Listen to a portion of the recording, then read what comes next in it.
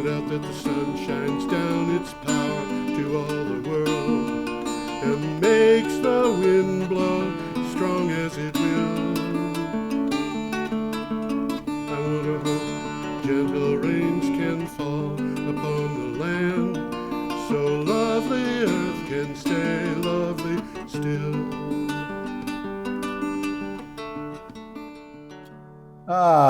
Hello, ladies and gentlemen. Welcome to the 649th edition of Energy Week with George Harvey, that's me, and Nancy Wolf, who is you. And we're talking about news relating to energy and climate change that has come up in the last week. This is all from my blog, geoharvey.com. You can go there, geoharvey.com, and you can look at the date that we're talking about, find the article we're talking about, and read the article because you'll have links to all of these. You can also go to a tiny URL site, which is Energy Week 649, and get just the articles we're talking about, their pictures and their links to follow it there. So, I guess jump in. Yeah, let's go. Okay. We're starting on Thursday. I should have mentioned this. We're starting on Thursday, November 6th. Mm-hmm. We're actually recording this on Wednesday, the 12th of November. Yeah. But there's a scheduling reason behind that, which is not something to worry about. And we're starting with this article. Yes. So this is from Clean Technica. That's true. It's New Jersey Governor-elect Mickey Sherrill will push the solar power envelope. Now, do you think that name is Mickey or Mikey? Mickey. Mickey? Okay. I mean, it could be Mikey, I guess. We'll find out one of these days. That's a picture of Mickey Sherrill or Mikey Sherrill. I think it's Mikey because I think they would have spelled it the normal way if it were Mickey, but nevertheless. New Jersey Governor-elect Mikey Sherrill came into Election Day 2025 ready to fight for abundant, affordable solar power for home state ratepayers. She has 3 secret weapons concealed in her pocket. And they are brownfields. How does she fit it? Community solar movement and agrivoltaics. A lot in a pocket. That's all. Well, maybe she has a really big pocket. It's true. She's going to be governor of New Jersey, and got to have big pockets for that. I suppose. Okay. Do you have any comment about this aside from? I mean, it looks to me like it's a great idea. It sounds cool. Yeah. I would assume that she's probably also going to try to get offshore wind farms going again in New Jersey. Okay, I'm going to go on to the next item, which is we have a picture of an offshore wind farm construction, and that is from the Dogger Bank wind farm. That is Dogger Bank being built. Yes, this is from Renews. Dogger Bank to deliver 6.1 pound billion boost. Dogger Bank wind farm will boost the UK's economy by £6 billion during its lifetime, according to an independent report published by BVG Associates. £6 billion, I think, is probably about $8 billion, I guess. It said Dogger Bank will have 3.6 gigawatt capacity when it's fully operational and will generate power meeting annual needs of about 6 million UK homes. And annual needs, it's not meeting demand as the wind turbines produce electricity. It will be sending whatever extra it produces to batteries, and then they will deliver the power to the grid. And last week, we had a report that there was a wind farm in Arabia which was bid at 1.33 something cents per kilowatt hour. That is astonishingly low price. Offshore wind farm in the UK is going to be higher priced than that, but even so, we're talking about people saving a lot of money. Yeah. And those batteries are going to produce far more reliable power than you could get from nuclear. Yes. Yes. And I will defend that position anytime anybody wants me to. Okay. Okay. Let's go. We have a picture of sheep at a solar farm. Yes. So this is from PV Magazine International. U.S. study outlines gains and risks in agrivoltaics. What risks? What risks? Okay, a report from the National Renewable Energy Laboratory, NREL, NREL, describes how agrivoltaics, co-locating solar power generation with farming and grazing, can enable stakeholder engagement while creating financial and regulatory hurdles for developers. One problem is opposition to solar development on farmland. And I want to mention something that I've been doing in the last few weeks, which is looking into, because people have complained about toxic materials in solar panels. And specifically, they talk about cadmium telluride.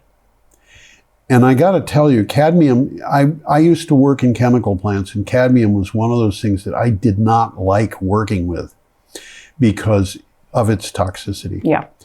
Cadmium telluride is, according to Wikipedia, all right, but according to other sources, it is insoluble in water. Can't dissolve it, which means you can't leach it out of the panels. If the panels break open, it's embedded in the glass. It's vitrified in the panel. But if the panel breaks open, it still won't come out. It would take a lot of weird stuff going on to poison the land. Now, if you want to make sure that farms are not covered with things that are toxic, what you do is you look at what the solar panels have. Lead connections, for example. It's not necessary to have lead connections. And you work with those in the law, and you just say, these are the things you're allowed to have in a solar facility on farmland. But would I rather have a solar array opposite my house or a traditional cornfield? It would be the solar array, because a cornfield is a toxic waste dump. It has fungicide and insecticide and herbicide and humanicide. Yeah, I hear a bunch of sides here. This is not very good. positive. Not very positive. We're up to Friday, November 7th, and we have a picture of Elon Musk. Ah, yes, of course. So this is from ABC News. Elon Musk awarded nearly $1 trillion pay package by Tesla shareholders. Do you think he'll get it? Awarded? It sounds like awarded. He has to meet a bunch of criteria in order to get it. Now, let me read the synopsis. Tesla shareholders awarded CEO Elon Musk a pay package that could grant the tech entrepreneur nearly $1 trillion in compensation over the next decade. The full amount would only be delivered if Musk vaults the company from its present market value of $1.1 trillion to a market value of $8.5 trillion. No, it's not happening. It's not that's not happening. No. I don't think it's going to happen either. No, that's not happening. But, I mean, Elon Musk wanted this. Pigs fly? Sure. Yeah, Elon Musk wanted this because he wanted to be the first person awarded such compensation. And I think it's much more important to him that he get awarded it than that he actually collected. Yes, absolutely. And that is going to work against Tesla shareholders who would have give this to him because they want him to stay on the job. They want him not to engage in politics. They want him not to offend people, and honestly, I think Tesla is far overpriced as a stock. Not that I'm an expert on stock, but it's. If you look at the cost of Tesla and the things that it does, and you look at the cost of BYD and the things that it does, BYD's been around longer than Tesla. It didn't rise as fast in value, but it does almost the same stuff, except I think it does it better. Yeah. BYD has a lot of buses it sells. It has mining equipment. It has forklifts. It has all kinds of stuff. And it doesn't have a CEO who puts all the attention on himself. Correct. Thank you. Okay. Our next item. Now, we talked about the XPENG flying car last time.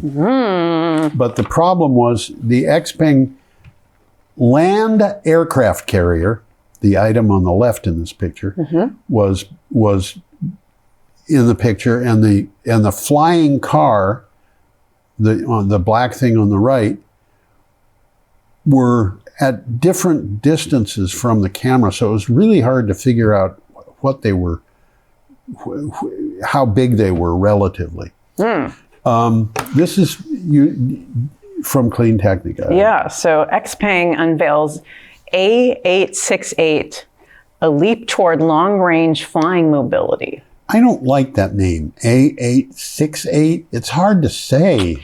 Yeah. XPENG ARIDGE pulled back the curtain on what could be the future of intercity travel. Now, the title says long range. I'm sorry, this is not long range.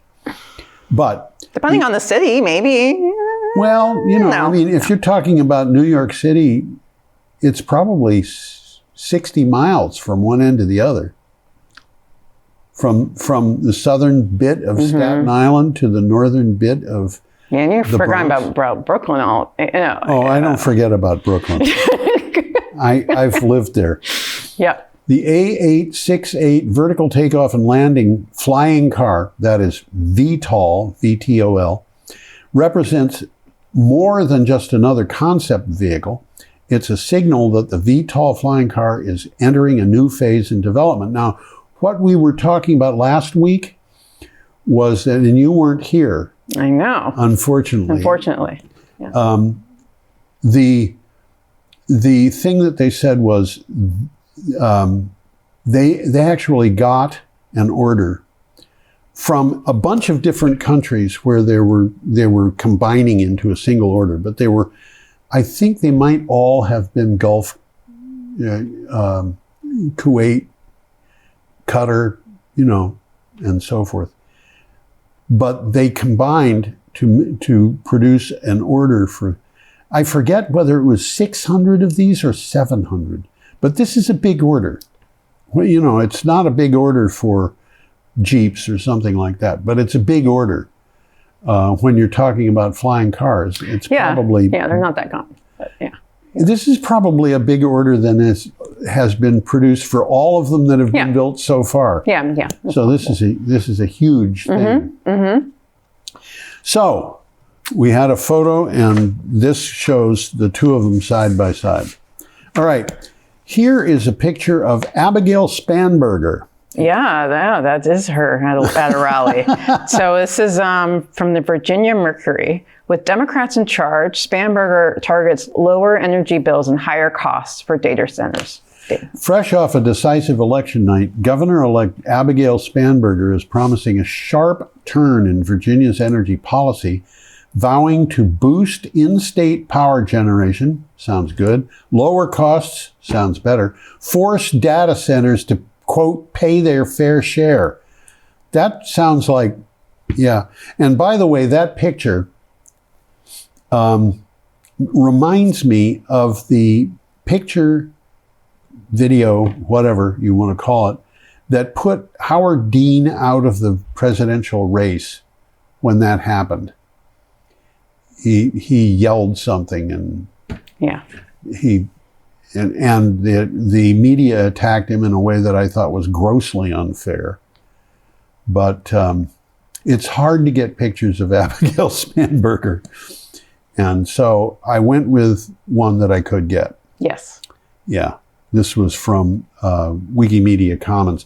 We'll have plenty of pictures of Abigail Spanberger in the future because the state of Virginia is going to publish, photographs of her that are portraits. Yep. Official portraits. Official ones. Yeah. Okay. Yeah, Now yeah. we're up to Saturday, November 8th, and we have that. So that is from Clean Technica. Yes. $10 trillion invested in clean tech since Paris agreements. Now, I want to comment on this picture. Yeah.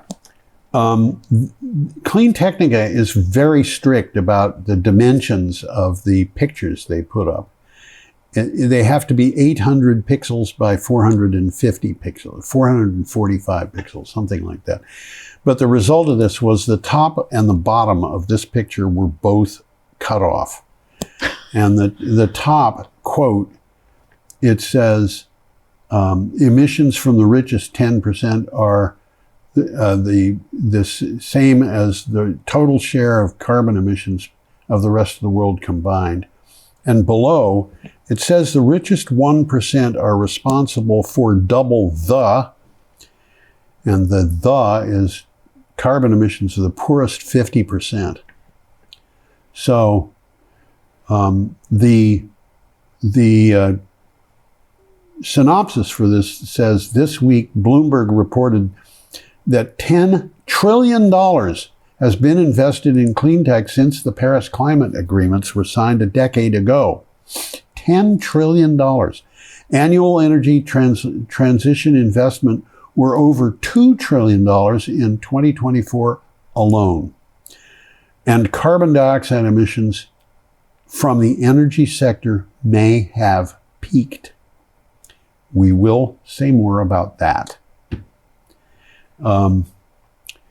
This is, and it illustrates something which is part of the reason why we're behind. Yes. And the reason is because the carbon emissions had already been pouring out before people started addressing them. And when you start, you're working slowly because you don't have the infrastructure to do the job. Now we're starting to catch up. 3 or 4 years from now, things may be a lot better. Maybe, as you say. Maybe. Well, what's happening in the United States is not happening in the rest of the world. No, I know, but the United States is affecting the world with its decisions. Yes, but it's not the biggest carbon emitter anymore. China is. Yep. And we will address that issue too. Yeah. Okay. We have a picture of a rainforest. I think that actually is a tropical rainforest, although in the course of doing the show, I have discovered, much to my delight, that there is such a thing as a temperate rainforest. Ooh. Go ahead. So this is from Euronews. Could Brazil's ambitious Tropical Forests Forever fund help curb deforestation? Last year, the Brazilian government had proposed a plan to pay countries to preserve tropical forests, I suspect including themselves. But over the past few months, they have finalized details and gained support. At COP30, they unveiled the long-awaited details of the Tropical Forest Forever facility. So we'll see how that works. Yeah. I hope it works well. The tropical any rainforest, any forest is something that is important. Okay, where are we? There we are, Belfast. Our next picture is a picture of Belfast Harbor. Yeah, so this is from Renews. Belfast gets marshalling job for 3 gigawatt at Morgan, and Mona? Mona is the name of an island off the coast of Wales. Big island. It's basically an entire county.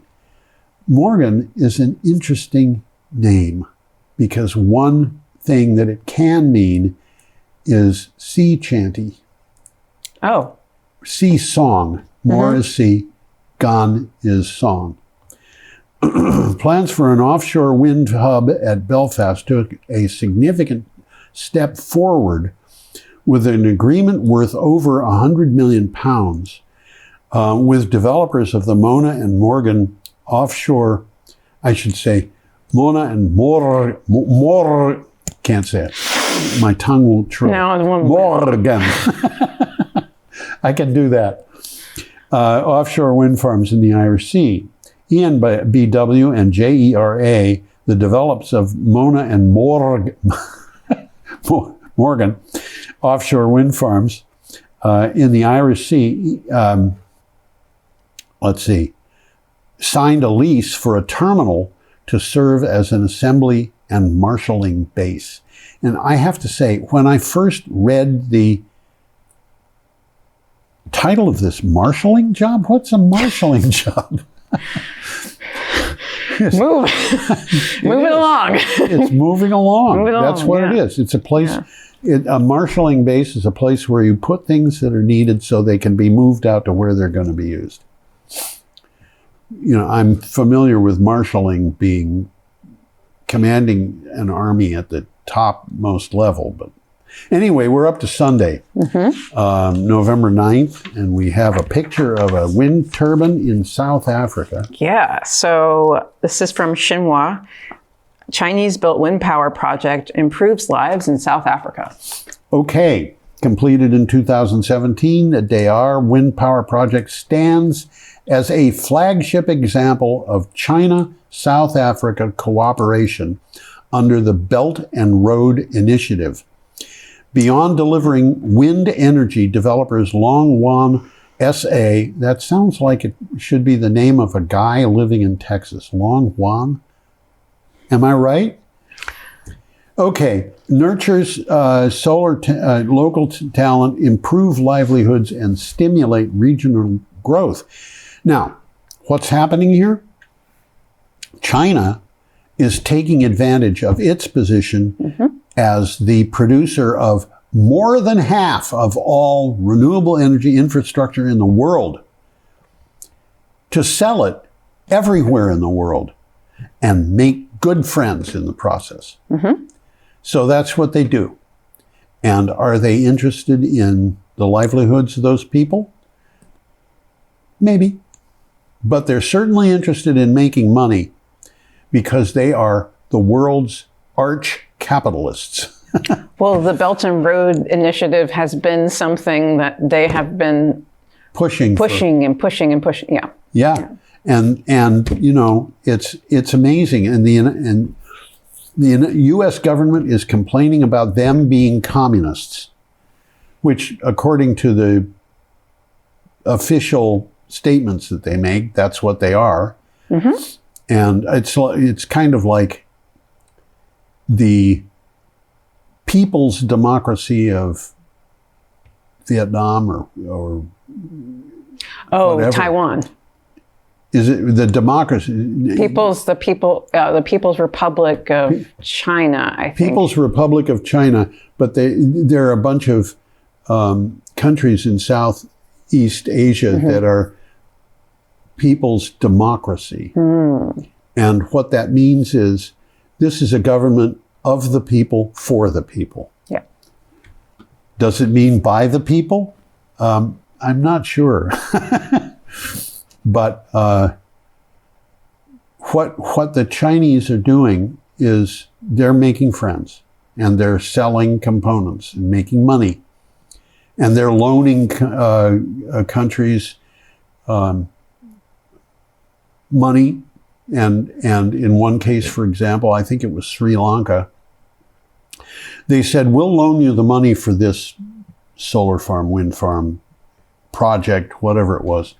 And don't worry about repaying us, because if you fail to repay, you can just tell us you're failing to repay, and we'll take this few hundred acres of land that are at this bay so that we can turn them into a Navy yard for us in the Indian Ocean. Now they've got a Navy base in the Indian Ocean. That's an interesting way to fund things, isn't it? Anyway. This reminds me of the U.S. That's what this reminds me of. Actually, I think it's better. Yeah. But, okay. This is an interesting picture. By the way, these are called manganese nodules. They're also called polymetallic nodules. And this picture I chose because it is especially rich. Usually when you look at polymetallic or manganese nodules, you see them scattered a couple feet apart. And I have an objection to this particular article. I think that I'm unhappy about the way it was stated. I see. Well, this is from Euronews. Deep sea mining waste could disrupt marine food chains, a study says. Yeah, drilling for minerals deep in the ocean could have immense consequences for tiny animals at the core of the vast marine food web. Deep sea mining means drilling the seafloor. I want to focus in a second on the word drilling for, quote, polymetallic nodules, end quote, loaded with critical minerals including copper, iron, zinc, and more. And the problem that I have with the word drilling is there are robots that have been designed to pick these nodules up, and they just pick them up and put them in a basket, and when the basket's full, they go back up to the surface. That's not drilling, in my opinion. And I'm not sure what the author of this article really means by drilling. Now, the article did say you get enough companies doing this in enough places, it's going to have an effect, just like anything. Yeah. If you have a huge operation going on, it's going to have an effect. But I'm still unhappy about the way this was presented. Okay, should we go on? Yeah, let's go on. Okay. We have a factory in North Carolina. That is not a factory in North Carolina. That is a rendering of a factory to be built. And you can tell that. Does those trees look weird? Well, the angle at the bottom where the two lines meet, that angle is the point where they meet is just off the screen. But the point where they meet is going to have an angle of less than 90 degrees. And that can't happen. Yeah. Now, it happens frequently in renderings that are done according to the standard perspective rules. But it can happen if you have a lens on a camera that could produce it. But so this is from Clean Technica. Yes. Epsilon Advanced Materials anticipates EV batteries for 1 million US-made EVs per year. That's a lot of EVs. How are we we're making? Okay, all right. Yeah, it's a lot of EVs. Leading Indian energy storage firm Epsilon Advanced Materials locked in a supply of precursors to feed a graphic anode factory. This is just going to make anodes. Okay. It is building in North Carolina. EAM, Epsilon Advanced Materials, anticipates pumping out enough product to supply about 1 million EVs per year. That's a lot. And the thing that struck me about this particular article was we live in a time when the U.S. government is doing everything it can, including some things that I think are grossly illegal, to prevent renewable energy from being established, to prevent EVs from being built and sold. And here's an Indian company coming into the United States and built with the idea that it's going to build a factory. how long does it take to build a factory like the one in that picture? My guess is a couple of years. And a couple of years from now, we're going to have an election. That's what you were getting. I thought maybe that's what you were getting at, but Yeah. yes, we could have an election. That's true. Well, I think we are going to have an election. I'd like that. I've been paying attention to the news about court cases. Yeah. And it looks to me like the off-the-wall things that we've been hearing about coming out of Washington, D.C. are running into trouble. For example, as I understand it, the federal government has been enjoined to avoid all the time, 100% of the time, except, in the event of an actual armed rebellion or an actual invasion, things like that, putting National Guard troops on the street. And I think we're seeing things shift. And honestly, I don't see, I kind of see the Supreme Court openly questioning what is going on in the White House. Yeah, that's true. Slightly, just that. Well, yeah. We'll see what happens, but it looks to me like, and honestly, the response of Donald Trump to some of the court cases, he lost 8 major court cases last week. Yeah, that's standard fare. We can laugh about it. He's not laughing. And I think that's taking a toll on him. Yeah. Okay, we're up to Monday, November 10th, and we have a picture of a wind farm in Scotland. Yes. So this is from oilprice.com. How Britain's wind boom has reduced energy bills. Yeah. Oilprice.com. I've actually seen oilprice.com referred to as an organization that is pro-fossil fuels. And I just don't see it in terms of the stuff that they're producing. They're producing this, it's like they're reporting the oil price of oil and a bunch of associated stuff, and they're just reporting it. Some of the writers there are, happy to support oil. Most of them, I think, are not, and some of them are very good. Okay, UK now generates more electricity from wind than from fossil fuels. That's all fossil fuels put together. They don't have power plants that burn coal going at all anymore, as I recall. This marks a historic milestone in the green transition. A UCL study found that wind power reduced consumer energy bills by $137 billion. Interesting to me that they reported this in dollars. Between 2010 and 2023, wind capacity is projected to exceed 67 gigawatts by 2030. That's a lot of energy they're talking about. Also, I'm going to note here, UCL, University College of London. Yeah. And then I think that it's US because it's oilprice.com, probably a US. Oilprice.com is funny.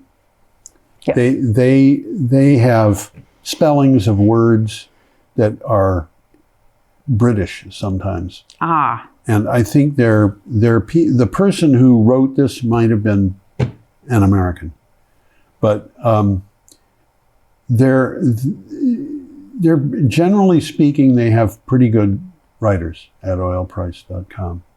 And like Hallie Zaremba, I think is the name of a writer for oilprice.com. She's based in Mexico City. So, Okay. Let's go on. We have a picture of offshore wind power. Yes. GWEC urges, this is from Renews, GWEC urges Japan to reform offshore wind auctions. Yeah, Japan must urgently reform. I read this and it's like, who is GWEC to tell Japan what it must do? But, they've done the analysis.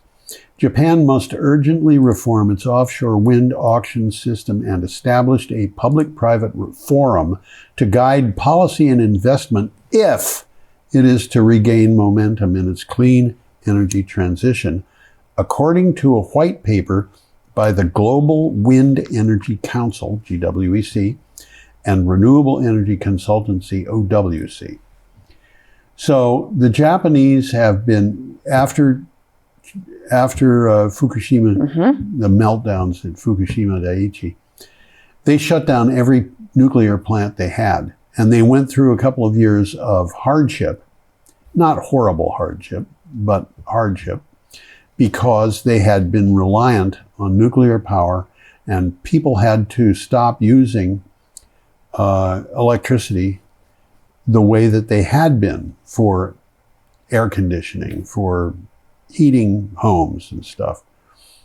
Now, there are people alive in Japan today who remember living in houses that were made primarily of paper. And that's the way they traditionally built houses in Japan. What's the point of paper? It cuts down on the wind blowing through your house, But they did that, and coming back out of that, each nuclear power plant had to show that it was safe. And that included geology and so forth. Some of them had faults running directly under the reactor. And some of them were not allowed to come back online. They had renewable energy being produced, but they really hadn't focused on it because they had to make a transition to natural gas so they could get things going again when the nuclear plants were shut down. Right. So that's what they did. And, this kind of put them into a pickle. Holding pattern. Yeah, a holding pattern. Yeah. So that was a problem. Okay. We have a picture of a 2026. It isn't 2026, but card makers do this. I know, they do that. They go a year ahead. This is from ABC News. I have an idea. Why don't we start a car company and come out with a 2035? Right? Well, okay. So this one, the title here is Electric SUVs Are Everywhere. Now automakers have to get consumers to buy them. Yes. There are plenty of electric SUVs at dealerships, giving consumers a wide choice. And the article actually makes clear there are plenty of electric SUVs that various companies are manufacturing. Yeah. But the question industry watchers are asking is, will consumers buy them? The $7,500 federal tax credit for SUVs expired on the 30th of September. Some of them are still selling. So some of them, sales went through the floor. Others, you had a 10% decline or something. And that's not good in terms of what people selling things like to see. But a 10% decline is not going through the floor. No, and the thing about it is, even if you're not getting a tax credit and you see that this is an action that would benefit you, then you might take that action because it would benefit you. Yes. And there are states offering tax credits. Mm-hmm. There are companies, car companies offering credits. And the state credits are not generally tax credits either. which means that they're more valuable than the ones from the federal government. Because if, in order to save $7,500 on your taxes, you have to be paying more than $7,500 on your taxes. So we're up to Tuesday, November 11th, and we have a picture of Simon Steele. Okay. Yes. So this is from Renews. Renewables are growth story of century, COP30 told. Yeah, the transition to a renewable energy and away from fossil fuels is the growth story of the century. And those opting out face stagnation and higher prices. Listen, Donald Trump, while other country economies surge ahead, like China's. And of course, you're hearing editorial comments from me as I read this. This isn't in the script. The UN's climate chief, Simon Steele, I wonder if his name is supposed to be pronounced Steele. Maybe. Told the opening session of COP30 in Belém, Brazil. He said, this is what's happening. And I think he's right. Mm-hmm. And a lot of people liked hearing this. Oh, I'm sure they did. There were three big countries that were not there, by the way. Right. United States, China, and India. Right. And I think possibly Russia, too. Yeah, they're not usually... Russia's complicated. Okay, but China's complicated, too. And yes. We'll get to that. Yes. Okay. Yes. So we have a picture of monopile installation. Yes. So... Yes. So this is from Renews. RWE completes foundation works at 1.1 gigawatt Thor wind farm. RWE has completed the installation of all foundations at the Thor offshore wind farm. You got to understand, this is being pronounced in German or Swedish or whatever it is. And, but nevertheless, Thor offshore wind farm. Thank you. Marking the major construction milestone for the Denmark's largest offshore wind project. Okay, so it's a Danish wind farm. Should have known that. The last of 72 monopiles was installed. The picture there is a picture of installing the monopile. The monopile in a typical wind farm goes down to the floor of the ocean. It goes down past the floor of the ocean to a point where it's secure. And that has to be done by depositing it there by a jack-up ship, which is what you're seeing. That ship is jacked up on 6 legs. The last of the 72 monopiles was installed, and the remaining secondary steel structures are completed. Now, I don't know what they mean by the secondary steel structures. I would think that would be the masts. So they have to put the nacelle and the blades on the top of that.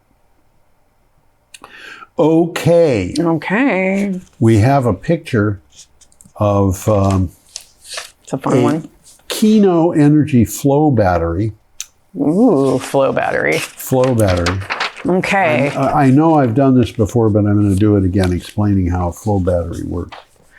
Well, this is from Clean Technica. Yes. U.S. flow battery technology is heading overseas. What does that mean? Kino Energy, a flow battery startup based in California, is bringing its Harvard pedigree technology to the world. It's another example of the continued influence of U.S. innovators on the decarbonization efforts worldwide, regardless of this year's abrupt shift in federal energy policy. Okay, let's put that back up. On the left side, you have a container filled with quinone. Yeah. And quinone is an organic compound that they're deriving, obviously, from coal tar. On the right, you have ferrocyanide, which sounds like it's awful, but according to this, it's a non-toxic food additive. Yeah. This is like titanium dioxide. Where do you find titanium dioxide? Well, one place that you find it is in high-cost confectioner's sugar. Why? Because if you buy a donut powdered, when you walk out of the store and you hold it in the sun, you want to see that just beautiful white on it. And titanium dioxide will give off light in UV, which the sun has. So it makes things bright. Okay. I see. What? I said, I see. Well, you see that titanium dioxide is not terribly poisonous, and apparently neither is ferrocyanide.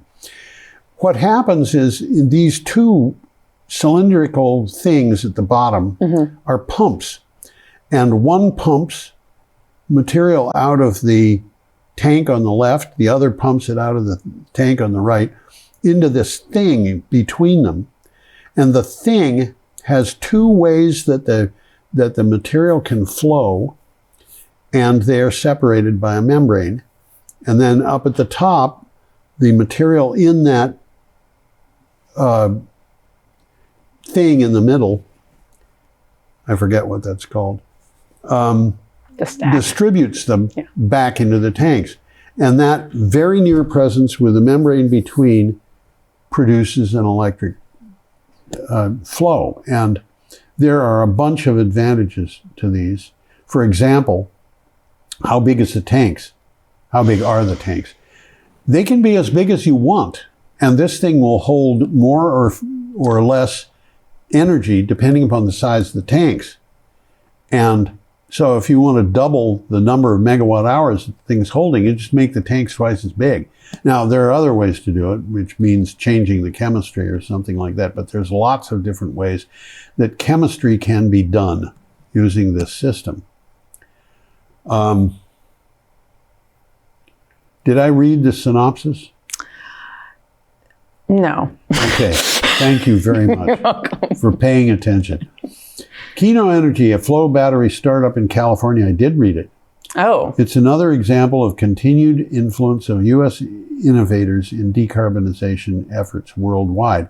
Right. Yeah, you did read it. This is a, well, I forgot, so I can't blame you. Yeah. I was walking across down Elliott Street one day, and I came to Elm Street, which comes up, and I started across on the pedestrian walkway, and all of a sudden there was a car about that far from me. It just pulled up as though I weren't even there. And I said, whoa! And the guy looked up at me all shocked because he hadn't noticed that I was on the walkway. And he had come pretty close to knocking me over. I had that happen because a bicycler was hot dogging on a sidewalk in Washington, D.C. Who was the bicycle guy? He was a member of the, what's the security for the White House and so forth? Oh, Secret Security. He was Uniformed Secret Service. And Secret Service, his boss was there. Yeah. And they were both laughing. I had just stepped out of out from behind a warning sign, and he hadn't noticed that I was there. And I just lambasted him. It was like, I yelled at him for a good 5 minutes while his boss laughed at him. They're human. I know. I went to elementary school with someone who's in Secret Service. Not while you were in elementary school. No, who's now in Secret Service. Now in Secret Service. Yeah. Well, anyway. It's good to have a friend. Yeah. So I have a note here. The minimum amount of electric power delivered or required over a given period of time at a steady state is baseload power. Baseload power will only give you as much as it's designed to give you. Yep. Any change in the output is over and above baseload power, because baseload power delivers the base load, which is the least load, the lowest demand for the system over a period of time. In the case of a baseload power plant, that means the life of the plant. The generating equipment normally operates to serve on a round-the-clock basis, it cannot run alone. Baseload power cannot supply the grid by itself because demand is always changing. And these things are a whole lot cheaper to operate than peaking plants and load following plants that are required for baseload power.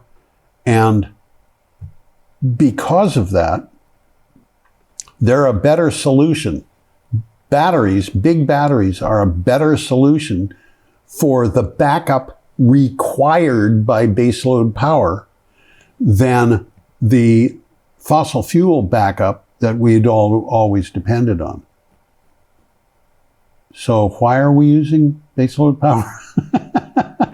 We like to say baseload power, I think. Yeah. Probably. Just like we like to say nuclear. Yeah. Although I think we should have a law that says you must say nuclear. Yeah. Yeah. Okay, we have a picture of the Great Wall of China. Yeah. So this is from Euronews. Have China's carbon emissions peaked? New analysis shows they haven't risen in 18 months. Yeah. Yeah, it looks like China's emissions have peaked. China is the world's largest polluter by total annual emissions. It's way below the United States in terms of emissions per capita, but it is the biggest polluter. The country, which is heavily reliant on coal for energy, makes up 30% of global emissions. That's a lot. An analysis finds that the country's emissions have now been flat or falling for 18 months. That's good news. And, you know, this confirms stories that I've seen in the past. I've seen this coming. But before, they were all saying, have China's carbon emissions peaked? Now they're saying, have China's carbon emissions peaked? Okay, I think they probably have. Yeah. But you know, that's where we are. Yeah. Okay, we have a picture of transmission towers and lines. Yes, we do. So this is from Renews. SSE unveils 33 billion pound. billion pound. It's like 33 billion pound grid investment drive. Yeah. SSE has, I used to live in the UK. So pounds, not a problem. In fact, if you want to go to shillings and pence and farthings, it's not a problem. In fact, I used to confuse British people by saying, you know, there used to be groats. And they'd say, what? And I'd say, they're 4p pieces. And they'd say, no, the UK never made 4p. Well, they would say England, but that's because we were in southern England. Never made 4p pieces. And I'd say, they make them in Maundy Thursday coins. Oh, yeah. But I used to, you know, be able to do the math on that stuff. It was fun. I always liked math. SSE has unveiled its, quote, transformation for growth, end quote, plan, a $33 billion,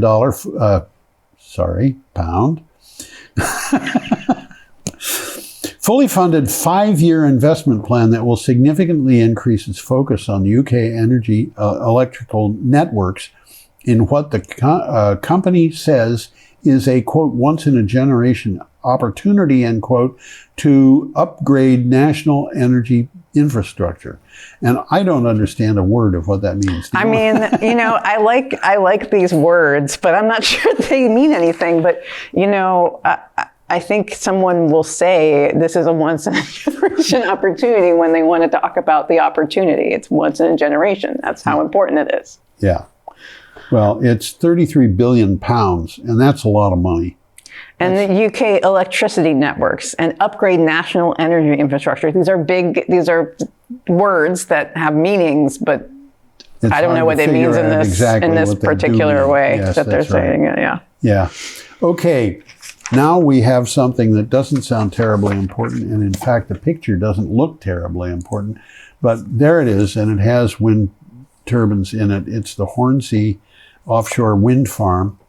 So this is from Renews, and Ørsted claims green transformation complete. Yep.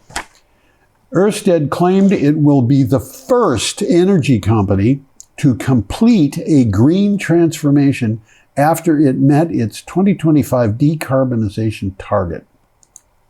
The Danish utility said the achievement marks the culmination of its transition from one of the most fossil fuel intensive utilities in Europe to a renewable energy major.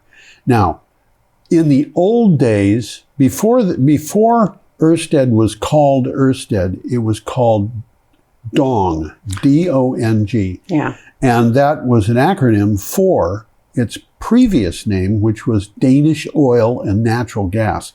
And they started as Danish Oil, and they were getting oil out of the North Sea. Places like these, where these wind turbines are, they knew all about offshore installations, but their installations were for oil. And about the time I started the blog, they were saying, we've got to stop selling natural gas and oil. They had already made that decision, but they were actually formalizing it. And that's what I recall. And now they've got the whole thing basically ready. Yep, wrapped up. They changed their business plan. This is something that any oil company could do. Now, why they aren't doing it? Honestly, I think they're in denial. Yes. Yeah. Because Ørsted has shown how you do it. Yeah, so they could do it the way any Ørsted. Business can watch what they did. Yeah. Redo it. And it doesn't have to be offshore wind. It could be onshore. It could be solar. It could be... There's a path. Basically, they've shown there's a path. Yes. And you just have to have not cowardice, the other thing. Yes, not cowardice. Well, it's a matter of not being in denial, looking at reality and saying, this is reality. This is what we have to deal with. And if we don't do that in this country, we're going to be basically left out to dry by the rest of the world. Yeah. So, we are encouraging everybody to have a marvelously cheerful week. And actually, considering the news that we've had in this Energy Week show, we don't have any reason why anybody should be desperately unhappy, I don't think. Right, yeah. Ørsted did some nice things too. Well, it's not just Ørsted. It's not just Ørsted. Yeah, it's China, it's UK. It's a lot of people.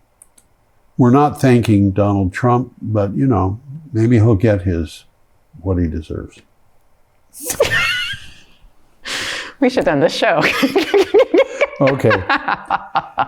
We hope that you will drop by and see us next week. And you enjoyed this program, and you enjoy every program. Yes.